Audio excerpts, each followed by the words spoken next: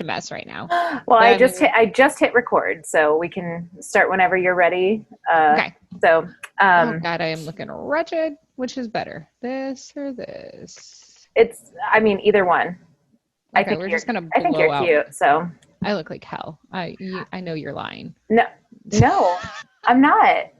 Do you look like you do when you go to work and you're all fancy? No, but Yeah, this is definitely like morning time, mama look. I'm literally like just paling out my face so you can't see the amount of fucking maskne I have. Like I'm so broken out from like wearing a mask all day at work every day. I just went out yesterday to get a hat and I wanted to wear it today, but it doesn't work with the headphones. That makes sense. It's so cute. And I put it on and I was like, dang it, headphones. I got I got a new set of masks and sorry, my computer. What the hell? Is it that like peach one that you showed me a picture of? No, I have cute. a new four new masks, leopard print, and then there's like a floral one, and then there's like a black one with leopard print one. It was needed because it's like you have to have a leopard print mask. Well, you have to. Yeah, and then there's like I got like a black sequins one, and then there's a black one with like just rhinestones all over it. So in case I ever get to go and do something, I have those masks. So that's where I'm at right now. I just did a show for the radio station. I saw that. That would have been nice to have. Yeah. Then, of course, there was nobody there, and I had to take it off to sing. But right. Before then, it would have been nice because that was my one chance to get out of the house. I know. I'm like hoping that maybe by my birthday we'll be able to. I kind of want to go to where Cherie is performing right now. 40 Deuce for my birthday because they seem to have really good like social distance standards and they have like igloos outside and that's nice. Yeah, so I'm hoping to be able to do that for my birthday. So I got like this really cute wiggle dress that has like a cape built in. Oh my God, fancy! And, like rhinestone mask, and so I'm just like dreaming of doing something because. Girl, I'm losing my mind. Listen, my last birthday was in quarantine, and it looks like if this shit doesn't get together, it's going to happen again. Yeah, that'll be like Hazel's birthday is going to be quarantined. My birthday is going to be quarantined. My last birthday, I was 9 months pregnant and pretty fucking miserable. So you might as well have been. So I might as well have been. But yeah, so that's that. That's like life. Yeah. I'm pretty excited to start this year. We did take January off just because we needed mental stability. Ooh, yeah, we needed to an adult needed to be at the helm again before I could do anything because everything was like crumbly. Right. It was a little wacky and it seems to be starting to narrow itself into normalcy, I think. Thank God these whack jobs have really never had to fight for anything in their life, so they get really bored really fast. Yeah. I mean, there's still obviously some weird trolls lingering, but it's nice to not have to open up my social media and be like,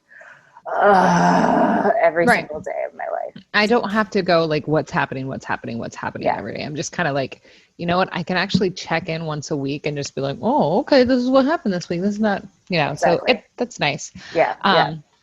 But speaking of the news, we're going to just like forget about politics. Let's introduce ourselves first because of course we need to do that. I'm hopping right in. So cool. I just want to make sure we've been recording. Okay, good. We have this. Okay, good. Good. All right. So I'm Betty LeRoux. And I am Vivienne Vega. And together we are Revolution Rosies. Revolution Rosies. It's been nice to have that mental break and be back at it. So let's go into the news. Yeah, absolutely. Well, first, as strange. Hopefully. As of today, which we're recording a week before I'm going to be putting this episode out, but today we put out an episode that we recorded 2018. So weird, first of all, that we've been around that long. Oh yeah. What is happening? I don't know. We're like crazy. Adults in podcast world at this point. I know. And I'm like, oh man, I still feel like we're like brand new, but we're definitely not. We've been out like for a little bit. We can buy a podcast beer. We can buy podcast beer. So, just like kind of acknowledging that, like, I don't know, we did take a break off in January, but something amazing happened in January. Like, my daughter will grow up in a world where there has always been a female vice president. Like, she'll never know of like the time before, which is really quite amazing. It's very cool. Really like, I definitely cried a lot, just like the idea that, you know, she'll never have known a world where there was never a black president and there was never a female vice president. Right. You know, like, she'll never know that world, which is just constant white man, white man, white man, white man, white man, white man. It's a white man with a fly on his head, white man. White man. Right. It was a very, very cool kind of concept, just kind of a neat thing. So I just wanted to sit in that for a second and bring it up, because we skipped a month where a very important thing happened for women, you know? That glass ceiling was finally fucking broken. So that inauguration was really fun to watch. Oh, like, it was spectacular. It was. And it was cool because Winston was in class, but he's been virtual. So he got to just come downstairs and like watch it with me. And, you know, he's at an age where he understands stuff, which is really super cool. Oh, yeah. He's like, oh, so that's this person, and oh, so that's this person, and you know, and it's neat to be able to be like, and of course I'm like a huge Lady Gaga fan, so he was like, oh, look, Lady Gaga's there, and he's such a nerd, so he was like, she's singing my 5th favorite national anthem, and I'm like, which is how really do you have funny. A ranking? I think you rank them. These are how good they are. We watched it. We had it on at work. Of course, I work with Cherie. And we had our other girl, Mel, there, who she's like excited whenever she gets to work in our office because she's a raging liberal as well. Nice. And it's really hard because like we don't work with a bunch of raging liberals. It'd be nice. So she's like in the office and we're all just watching and all of us have like tissues and we're just like, oh. I know, like we constantly back and forth the whole day. Yeah, just like crying. And then everyone, oh God. I know, everyone had to stop and be like, who's that girl? Yeah. When it came to Ella. Ella, yeah.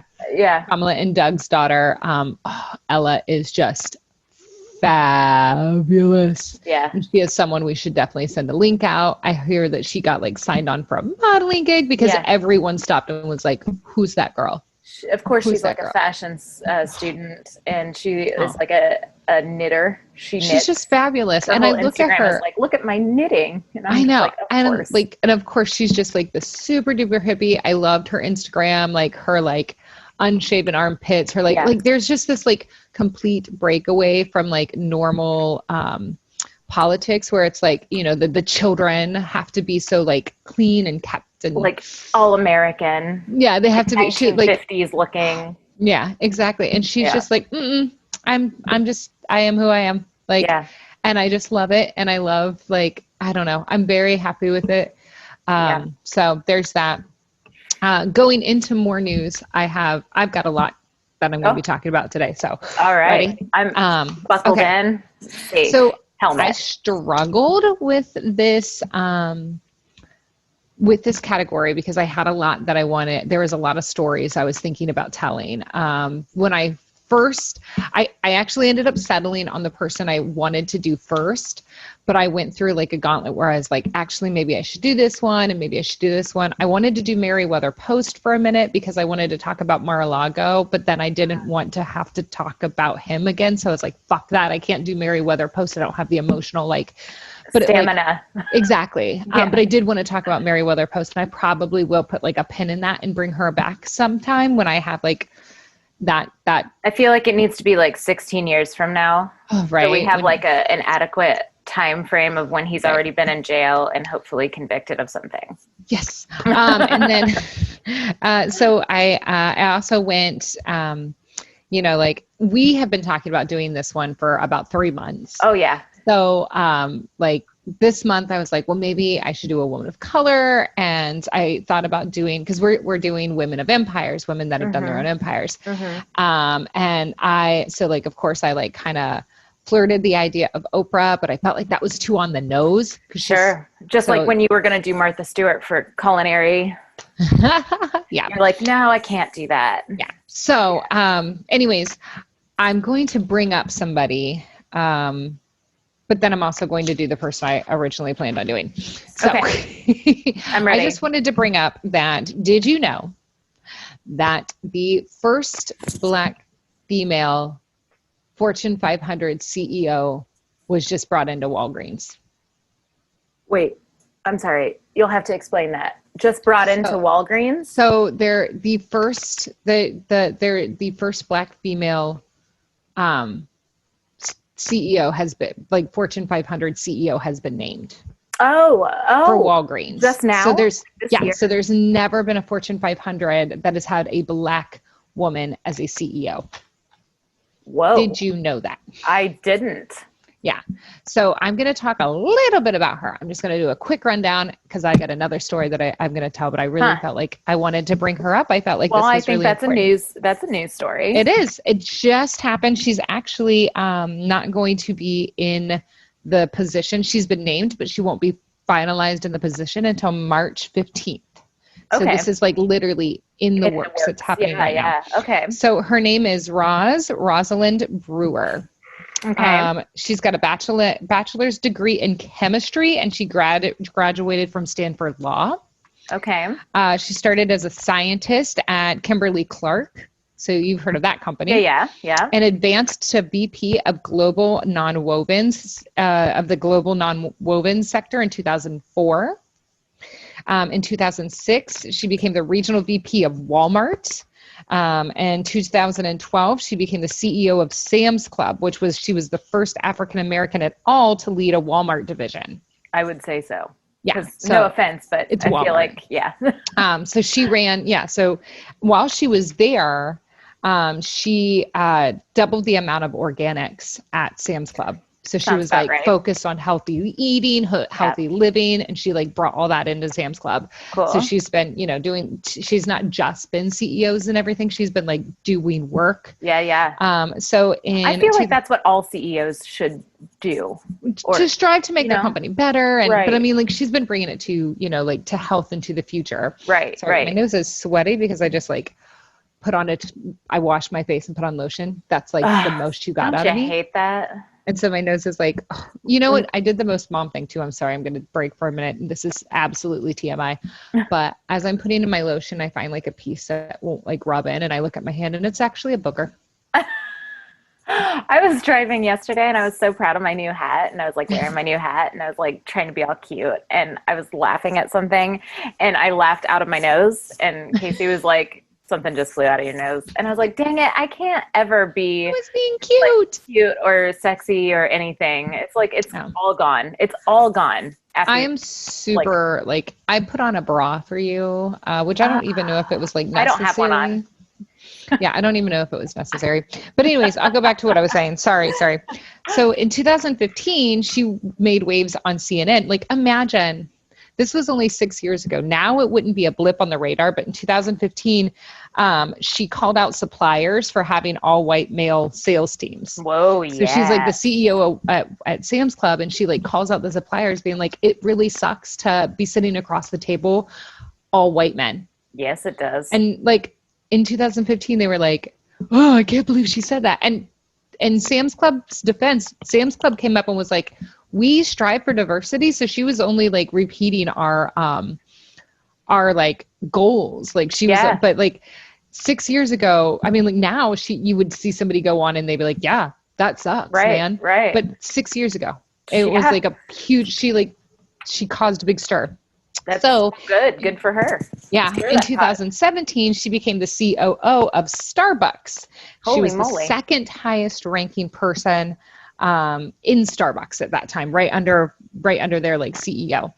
And this is when the two black men were arrested in Philly. Do you remember that at the Starbucks? And there was like the huge, so she actually was the one who implemented the policy change, and institutional racist bias training for the employees for 8,000 stores. So she's the one that implemented that training, that racial bias training at Starbucks. Good. So she's like a super badass. Yeah.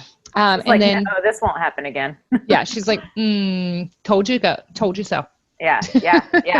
And then, so, you know, in March 15th, she's going to be the only Black female CEO for a Fortune 500 for Walgreens. She's going to be, you know, heading up all of this during COVID. So she's going to be helping them tackling the vaccines and everything like that. Yeah. But like, and what a time to get that position. Oh yeah. 100%. Like she's got a huge like undertaking. Thank you. Ahead of her. Yeah. So, and then I just wanted to give a shout out, because that got me looking into like Black female CEOs. And I'm sorry, real quick. What was her name again? I'm writing it down. Her name is Roz, R-O-Z, or Rosalind. Yeah. Brewer.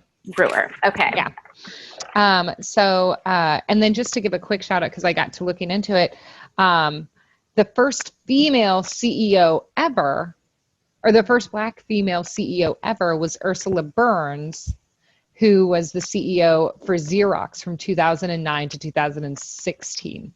2009. That's how long it took to get a Black female CEO. Just so you know. Ursula, I'm sorry. Ursula Burns. Yeah. So my that's hands like aren't my little. That fast. And that's okay. That was Xerox. In 2009 to 2016, when Xerox split into two companies. Yeah. And that's when she no longer was the CEO. Wasn't Xerox at one point in Columbus? Am I wrong about that? You know what? Maybe. I don't know about that one. I'm not familiar with Xerox company. I don't know why I am, even minorly. That's weird. Okay, so all right. So I have named my my document for this person Thirst Trap. Thirst Trap. Yes, and you're gonna. It's so funny. I won't even get to why I named it that till the very end. But okay. It's called Thirst Trapped. Okay. I'm ready. All right. So I thought it was really funny that you brought this up earlier, because I'm actually gonna do Martha Stewart. Shut your mouth. Yeah, and so this is like a pretty big one, but there's so much. This woman, I do love Martha Stewart. She is the kind of woman that I would want to be. She's not only like the perfect house. She's like she plates things exactly how you would do it, but she's also like a badass businesswoman with like a brilliant mind and like and she's stunning and she knows how to dress. Dude, okay, so let's get into that. Okay, yeah. All right, so Martha, her last name used to be Kostra Stewart. She was born in Jersey City, New Jersey, August 3rd of 1941. That sounds right. Yeah, she was not the age, but her being from Jersey City. Jersey, yeah. So she was the second of 6 children. Whoa. She learned how to cook, bake, and sew from her mother. A passion for gardening from her father, and her grandparents in Buffalo, New York, taught her how to can. So that's where she got like those skills started. At 10, she started babysitting. Well, yeah, that's like in the 50s. That would have been the 50s, so it makes sense. Her clients were children of Mickey Mantle and Yogi Berra. What? Yeah, I thought that was really fun. And she would help like to organize and throw their birthday parties. Again, makes perfect sense. Yeah, that does. At 15, well, actually it was at I just picture her being the Martha Stewart she is now at age 10, and it's really funny to me. I kind of see it. It's like, so let's put 13, the glitter inside of the bottom of the jar, and then it's like, what? You're 10. What are you doing? But at age 13, she started modeling. So she started that at 13. Woo. Started modeling and continued to work through college, continued to do that through college to pay her tuition. So she paid her college tuition modeling. She was making up to $50 an hour. Yeah, at that time, that's insane. And I mean, even now, that's insane. Crazy. She was working for companies like Chanel. Oh my. Yeah. So like, that could be her story. She could be Martha Stewart, the gorgeous model, right? Yeah. And even now she could continue to model. She's still just a stunning woman. Yeah. She just released a picture recently and I was just like, what is happening? We might be getting into that picture, but I will continue. Okay. So while attending Barnard College of Columbia University, first she went for chemistry and then history and finally architectural history because she's fucking smart. She met Andrew Stewart, who was earning his degree in law from Yale Law School, and they married in July of 1961. So then she returned to school a year later and graduated with a double major in history and architectural history. Jeez. Again, it's the 50s, like the probably might be close to the early 60s at this point. Yeah, early 60s. Her story could just be that. She was a model, then she got married to a law professor, like a lawyer, but instead, so in 1965, she's still modeling after she gets married. She is a print model in the Us Tragon Smokers Would Rather Fight Than Switch campaign, which you should look this fucking campaign up. It is batshit crazy. How do you spell it? It's T-A-R-E-Y-T-O-N. Territon? T-O-N. Okay. Campaign. Us Territon Smokers Would Rather Fight Than Switch is the name of the campaign. It is so there are some commercials, but it's mainly a print campaign. And in the campaign, the models are all sporting black eyes. What? It's batshit. So the idea is like, what is that? I don't know. Like the idea I think is like, they're fighters, like the smokers of these cigarettes are fighters. And so like one of the commercials was like an old lady who's rocking on her front porch while all of her like housing around her is being torn down for like condominiums. But I'm like, it's a bunch of models with black eyes. Like it's a really fucked like it would not fly now. They did not think that through. No. Well, and did not have staying power. No, they ran that campaign for like 10 years. No. Mm-hmm. No. Mm-hmm. No, that's not good. Anyways, you should look that campaign up. It's fucking batshit. Okay. Absolutely will. So that happened in 1965, but then in 1967, she follows her father-in-law into her second career as a stockbroker. So it makes what happens in the early 2000s make complete sense. She knew what she was doing. Yeah. So like the idea of like, oh, she just got some advice. No. She was a stockbroker. She fucking knew what she was doing. So during this time, her husband founds a publishing house and they purchase a home in Connecticut, which they restore. And this house will later serve as the setting for Martha Stewart living. So from 68 to 73, she works as a stockbroker. And then in 76, she starts a catering business in her basement with a friend from her modeling days, Norma Collier. In her basement? In her basement. Like in her Connecticut house basement. Okay. So but in her Connecticut house basement is probably like a normal apartment. Right. Hold on 1 second because my Nicolas Cage pillow over here looks questionable with like he looks Nazi-esque. He does, right? Yeah, I see it. I promise. It's just the glitch. It's just the. This Nicolas Cage.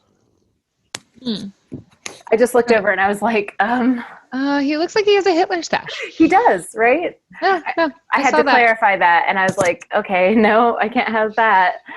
I got distracted by my own pillow. Yeah.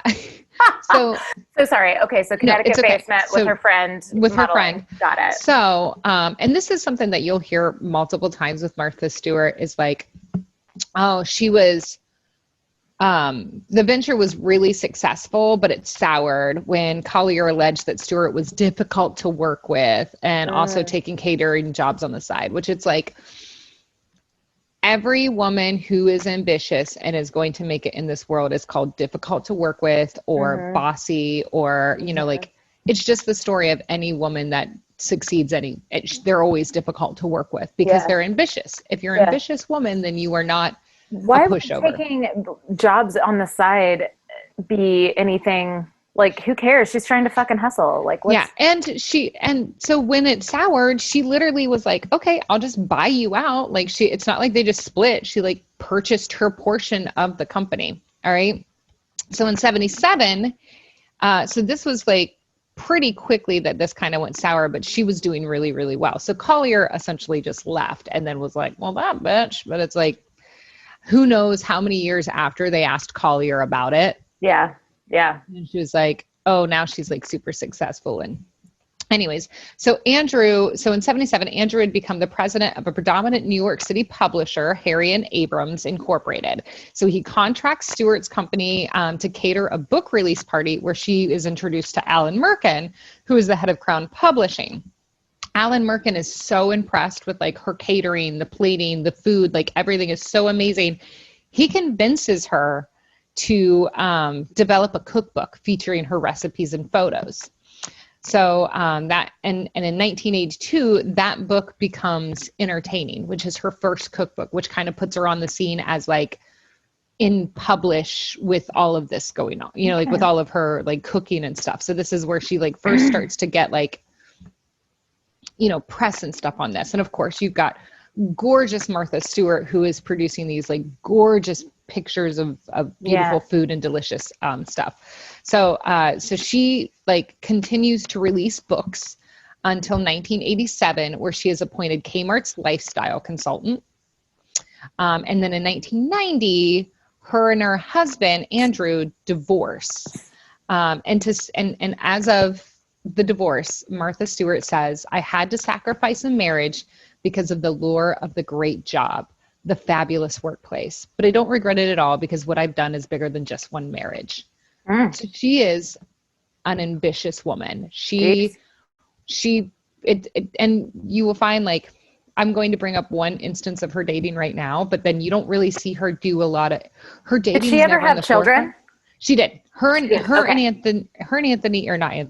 Andrew have one child, one daughter. Okay. And there's a lot of like talk about how like Martha Stewart was a bad mom, but like, again, that's what working moms do. They get labeled. But also it's like her daughter releases a book and I kind of talk about it a little bit later, but it talks about her mother and all of this stuff. And it's just like general teenage to early 20s bitching about your mom stuff. Like your mom is a powerful CEO woman whose brand is lifestyle. And so it's like, I'm trying to remember some of the things that she complained about. Oh, there was never anything to eat in the house. There were always ingredients, but there was never just like anything I could just grab and cook or grab and like eat. So there weren't snacks, processed food. There weren't snacks and stuff in your house. But she's like, and then after she writes this book and she says this, and she like revisits this and says, and that's the way my house is now because I learned how to cook because there was never anything in my home. And so it's just general stuff like this where it's like, looking back at it, it's like, oh God, I was healthy. How dare my mom?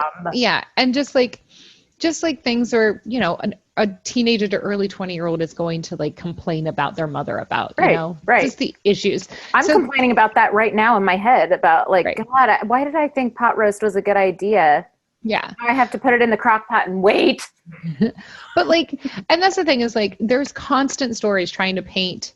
Because she's such a powerful, successful woman, there's constant stories trying to paint her as some evil being. Absolutely. Because she's not just like a pushover. Right. You know, like and it's just like, well, if you look at it from any other point of view, you're like, oh, this just makes sense. No one would question this if it was a man. Yeah. Right. Anyways. And they never do. So her and her husband, they divorced in 1990. I don't know exactly when the divorce is final. That's a long marriage though for her. Yeah. And I mean, like her life starts at like 40. Like she has so much life before 40, but then her she's like a model, but like what we know her as. Yeah, what we know her as doesn't start till 40, which praise. Right. So anyways. I know, thank the Lord for us because we are in our 30s and we have time. So anyways, later in 1990, she starts dating Sir Anthony Hopkins. What? And they date from 1990 to February of 91, but she breaks it off because she can't stop seeing Hannibal Lecter. I just got goosebumps. So she like dated Sir Anthony Hopkins, but was like, I watched Silence of the Lambs and now all I see is Hannibal Lecter and I can't date you anymore. Okay, I'm sorry. First of all, he is adorable and he has like a TikTok. And did you know he's like a composer? Like he writes music. Oh wait, no, I think I did. Yes, I did. Yeah. He is darling. And yes, I could see where that would be creepy. Especially in 91. So he was so good as that. Yeah. I get it. So I get it. it's really funny. It's very cute. So it's a lot of fun. But oh my gosh, I had no idea about that. Yeah. I thought that was a power fun couple at that time. Yeah. And it like there, I don't talk a lot about her dating because it's not forefront in her life. Yeah. But anyways, but that was just an interesting fact. I had no idea. So I was fun. like such a fun fact. So in 1993, the TV show Martha Stewart Living debuts, which is what we remember her as. Yeah, yeah. Like 1993's Martha Stewart Living. Totally. So, and then in 95, she's writing a syndicated newspaper.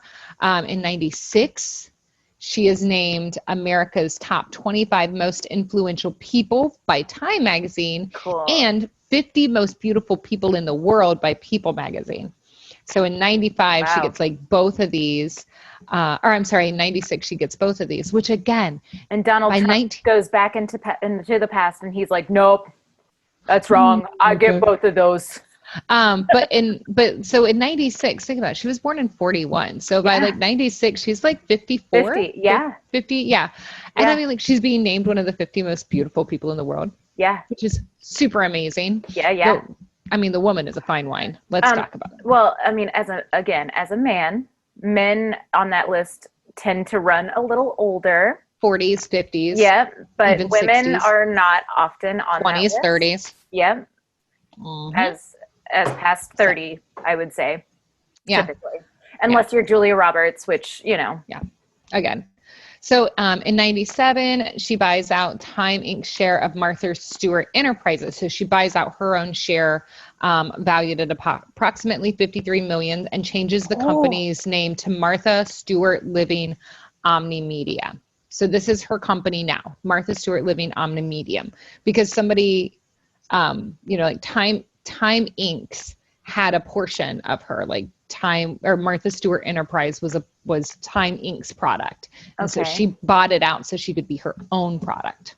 Got it. If that makes sense. Yeah, yeah. So on October 19th, 1999, Martha Stewart Living Omnimedia launches its initial public offering. So like the first time it's open for the public, raising close to $130 million on its first day of trading. Yeah. She becomes America's first self-made female billionaire. Oh my God. In 1999. Yeah. Did you know that she was the first? Before the Y2K crash? Thank heavens. Right. She's the one who caused it. Yeah. She's like, ooh. But yeah, she was the first self-made female billionaire ever. Had no idea. And yeah. No clue. Pretty awesome. And then so like, she's riding high, doing all great. And then December 27th, 2001, she sells 4,000 shares of I'm Clone Systems, headed by her friend, Samuel Wachowski, or Scout. I can't say it right now. So she sells those 4,000 shares. Now think of this. Martha Stewart is a billionaire at this point. Yeah. Those shares are worth like $50,000. This is chump change. Yeah. And she sells because he's like, hey, this is going to crash. You should sell. She sells. Yeah. So she had bought them because she knew the person, right? So she bought them. And then so it's insider trading. Yeah, right. So he's like, hey, this is about to crash. You should sell these. Right. Kind of like, now that we all know GameStop, we understand how stocks work. So we know exactly what Martha Stewart did and why it was wrong. Right. So anyways, so she does this, she sells them, right? And then in 2002, she comes under investigation by the Justice Department for selling her shares the day before the company announcement that its price was. So she sold it like the day before. So like she really just like yanked out of there. And made her. She should have done it a little bit at a time. If she was, I mean, well, she had to get out before they like dropped. So, I mean, like she 100% did insider trading, 100%. She knew what she was doing. Like I said, she was a stockbroker. And it was chump change though. Like the worst, like the thing is like she was a billionaire. It didn't even matter if she lost the money. It was chump change. It was $50,000. But anyways, So in 2003, she's indicted on 9 charges, including security fraud and obstruction of justice. She pleads not guilty, but she has to step down as the chairman CEO of her own company. She remains on the board to take roles of chief creative officer, but she has to she can't be the CEO of her company. Well, do you know what would have happened if she pled guilty? I don't know. Yeah. I wonder. They're like, you go straight to jail. You do not pass go. You do not collect $200. But sometimes they give less of a sentence if you admit. Just kind of plead. Yeah. Maybe. I'm not sure. Yeah, I don't know. So, because obviously you did it, homegirl. You did it. If you just plead guilty and be yeah, I did it. She would have gotten less of a sentence. Maybe okay, a slap on the wrist. Yeah. Well, and I also feel and you still have to do jail time, but you can keep your. Again, powerful woman. Yeah. I have a feeling because that all these there's a bunch of dickhead stockbrokers and they do this shit all the time. That's how they make their money. But she's a powerful woman in the public eye. They had to make a statement. Yep. They had to make they had to make an example of her. So of what happens when you become too powerful. Don't you dare. Right. Okay. So she's in 2004. She's found guilty on 4 counts. And they are dropping Viacom announces it's dropping her television show, Martha Stewart Living. So that's when that happens from its CBS and UPN television networks. Revlon announces that Stewart has submitted her resignation from the company's board of directors. So she was on the board of director for Revlon, and she has to resign as chief creative officer of her own company. Jeez. So all of this crashes down on her. May of 2004. They announced that the Martha Stewart Living television will be put on hold for season 12 in the 2004 to 2005 season because she's going to be in jail. I wonder why. Is she pregnant? Is she pregnant? And so in July 16th of 2014, or in 2004, she is sentenced to 5 months in prison, 5 months home confinement, and is released after 2 years of probation and fined $30,000. And she goes to prison on October 8th of 2004. That's when Martha Stewart goes to prison. Martha Stewart goes to prison. I mean, literally. And then that's the end of the story. I'm kidding. It's not with her. No. Again, that could just be the end of the story. Right. Nope. Instead, she gets out in 2005. Her home confinement ends. She starts a daily talk show, Martha, as soon as she gets out. Yeah. She does The Apprentice, Martha Stewart. That debuts on NBC, literally in 2005, as soon as she gets out of prison. She's got all this shit lined up. She's I'm not stopping. I need to, what do you think she was doing while she was in jail? She was making a list of what she can do. She says that she sleeps 4 hours a night because she's too busy. She's too busy in her head. She can't sleep. So, I mean, when I can't sleep, I'm just scrolling through TikTok. I need to do better. The time that she was in prison, she's probably okay, this is how I'm going to get back on top when I get out of here, guys. You gave a woman like me 5 months of to plan free time. Yeah.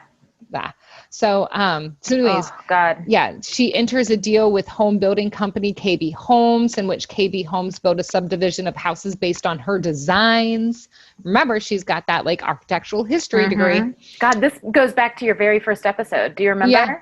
And she builds houses in North Carolina. I love female architects. I know. I have this deep down desire to design homes. So in 2005, she gets out of prison and she's like, all right, guys, let's get to work. In 2006, she's named one of the 50 most powerful women in business by Fortune magazine. Jeez. She agrees to pay $195,000 to settle an insider trading probe with SEC. She is barred from serving as chief executive or chief financial officer of any public company for 5 years. Well, that's, fair. It's fair. Yeah. So in 2008, probably just going to sell you out, so it's fine. Right.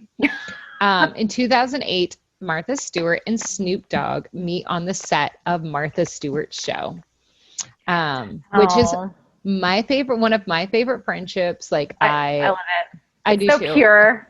It is pure. It's pure. And it's these two people where you're like, what do they have in common? But they have so much in common. Prison. Prison and weed.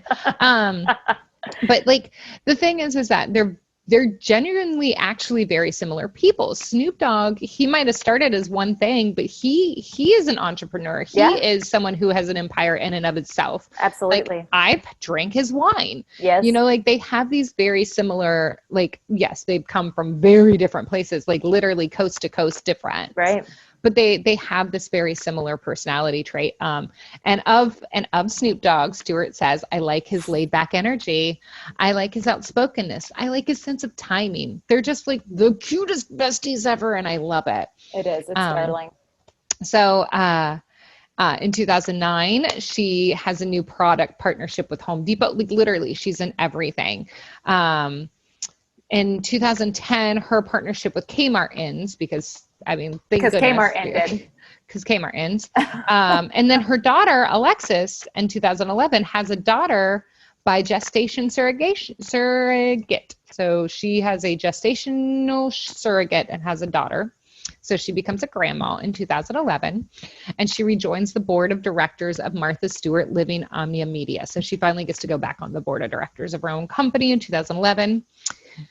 Which is also when her daughter Alexis releases the book Whateverland, Learning to Live Here, in which she criticizes Stewart's parenting. Stewart responded by praising the book as hilarious and enlightening. So, you know, people again try to point out this book and be like, she's such a bitch and stuff. And then like Stewart, she actually brought it up on her TV show and was like, you should buy my daughter's book. It's amazing. It's so funny. And she like goes through like some of the critiques of herself, and she's like, yeah, I pee with the bathroom door open. I just do. And you wouldn't expect that of Martha Stewart. No. You would expect her to be like proper. Yeah. But she's not. She's not proper like at all. An English person living in here. Yeah. Weird. So, I mean, like, it's so funny because she like goes through the book and she just thinks it's hilarious. She's like, you know, it's again, and her daughter had just become a mother. And so like, now that her daughter is a mother, she's kind of she can look back and be like, oh, I get it now. Yeah. It all makes sense. Yeah. And then JCPenney reinvests $38 million into her company, and enters a 10-year retail partnership. So showcasing her products. So she like comes into business with JCPenney, and she's got a 10-year partnership, which she breaks, because she's Martha Stewart and like, I don't think JCPenney's nice enough for me anymore, but I'll go into that. So 2012, the Hallmark Channel announces that it's going to do the Martha Stewart show, the Martha Stewart show, which is on Hallmark, which is where she met Snoop Dogg in 2008. Hallmark in 2012 says we're going to end it at the end of the summer. So her TV show with Hallmark ends in 2012. Macy's sues, wait, when did she get in with Macy's? Now I'm confusing myself. Anyway, she gets into this lawsuit with Macy's because she signed this thing with JCPenney. And from 2006, in 2006, she was supposed to just be with Macy's, which I forgot to put that in my notes. Sorry. And so she ends up with JCPenney. And so they're in this whole thing, and they're fighting. Macy's exclusive rights were supposed to be to sell selected Martha Stewart branded products. They say it was violated. And like that gets closed out in 2013. It's not super important. I mean, in 2014 is when all of that ends. That like she's like in this legal battle between JCPenney and Macy's because she was like in a contract with Macy's and signed a contract with JCPenney. But during this time, she also signs a contract with Staples for office supplies. So it's like, I think it's because JCPenney and Macy's are rivals, but Staples not. Sure. So that's she's like, let's just make staplers. Yeah, she's like office supplies. And I'll make printer paper. Yeah. So anyways, more importantly, in 2014, she adopts Ben Chunch, or Bayan Chunch, named by her grandchildren. Ben Chunch is her horse. Oh. He made a guest appearance on BoJack Horseman. Oh. As Lisa Hanawat is a huge fan of Ben Chunch's, and Baby Geniuses, her podcast, talks about him and checks in on him pretty much every week that they're on. And Michael was just like, you need to talk about, you know, that like Ben Chunch is her horse. And because he listens to Baby Geniuses. And that is like literally one of their watches is Martha Stewart's horse. They check in on Martha Stewart's horse every episode. Oh my goodness. Ben Chunch. Ben Chunch or Ban Chunch. It's both ways, named by grandchildren, but you can look up Ben Chunch. Okay. So he was adopted in 2014. In 2016, VH1 Network airs Martha and Snoop's potluck dinner party, where Stewart pairs with a rap icon to share recipes and celebrity guest. So like her and, you know, Snoop Dogg start their own TV show in 2016. Again, so fucking cute. And these are the fun ones. Now we're getting, you know, almost to nowadays. So right now, so in 2019, she joined Canada's marijuana company, Canopy Growth, as an advisor to help cannabis-derived products for people and animals. And it's on MarthaStewartCBD.com. MarthaStewartCBD.com. Yeah. Makes sense, right? Very straightforward. I like it. So, and in 2020, Martha Knows Best premieres on HGTV. So that's her current TV show is Martha Knows Best. Okay. I'm really sad because I tried to watch some Martha Stewart TV and there's nothing for me to like just stream. I'm a little upset about that. Is there an HGTV app or something? I think so. And I don't know if you have to purchase it. So I'd have to go through. And that's the thing is like, everything I wanted to stream, I had to purchase. And I was like, I really just want to watch some like Martha Stewart living while I'm like reading about her and stuff. Yeah. So now we're coming back to the very beginning, Thirst Trap. Uh-oh. So I know. Okay. Picture. Yeah. In November of 2020, so just this past November, Martha Stewart released this amazing fucking picture on her Instagram. How does she look so good still? You know, she's 79 here. Yeah. 79. She's going to be 80. They call that Martha Steal Your Man Stewart. Right? So she literally releases it on Instagram with the caption Thirst Trap.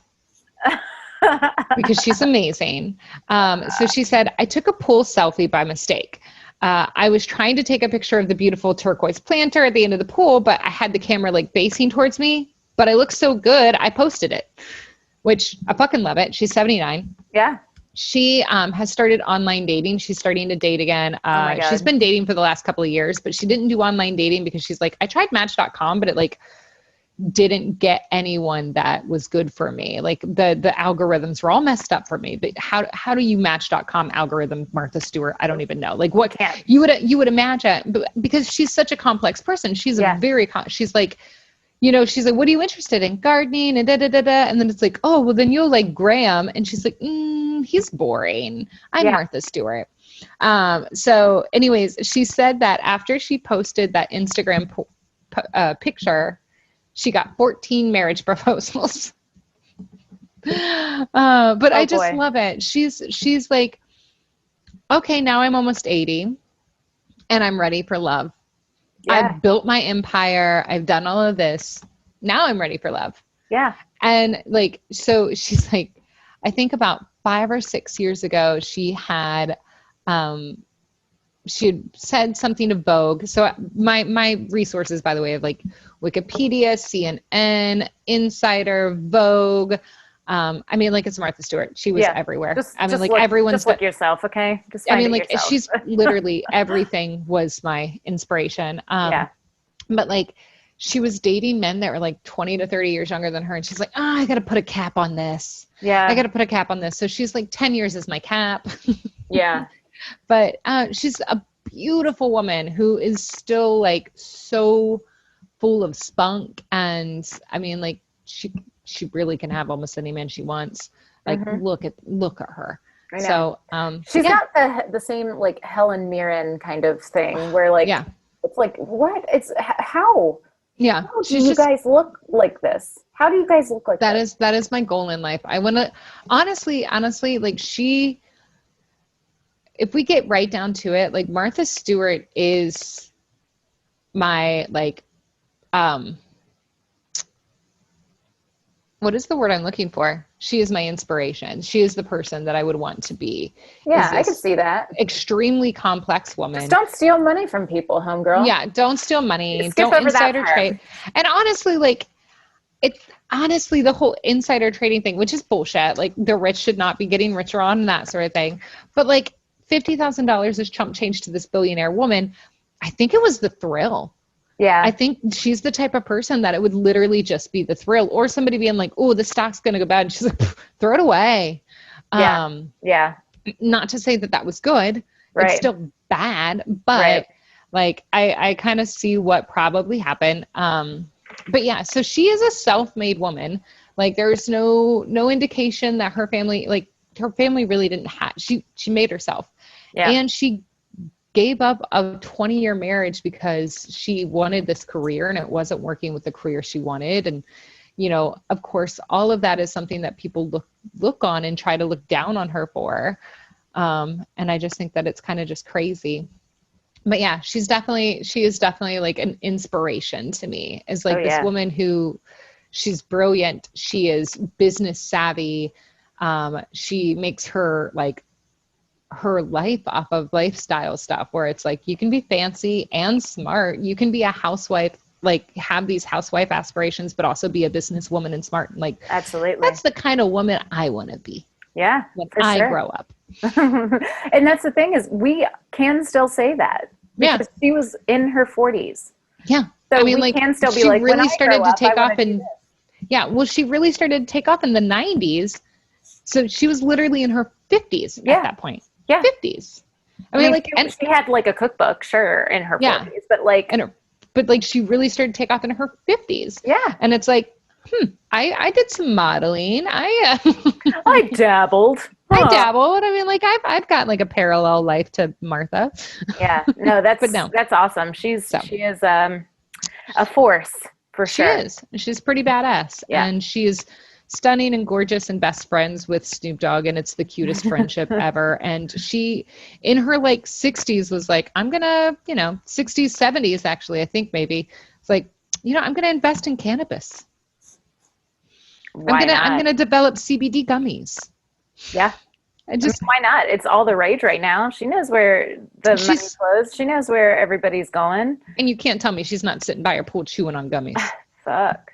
Yeah. Why not? So that's Martha Stewart. Love it. Yeah. That was a great story. Like, some of the things obviously I knew, but there was a lot that I didn't. I appreciate it. Like I said, she's a complex person. And I'm like, this is just me putting everything I could into kind of like a timeline and crunching it. But any one of those lines, any one of those years, I could have dug into it and this is all that was happening in her life during that time, because she was just so busy. Yeah. She doesn't sleep. Yeah. No, that was really good. I like that story a lot. Thank you. You're welcome. I don't currently have a woman this week because I'm isolated and my brain is broken. That is perfectly fine. So that is that. And we will record mine next time. Yeah. But until next time, guys, remember to smear lipstick. And raise some hell, sweet things. Bye. Goodbye.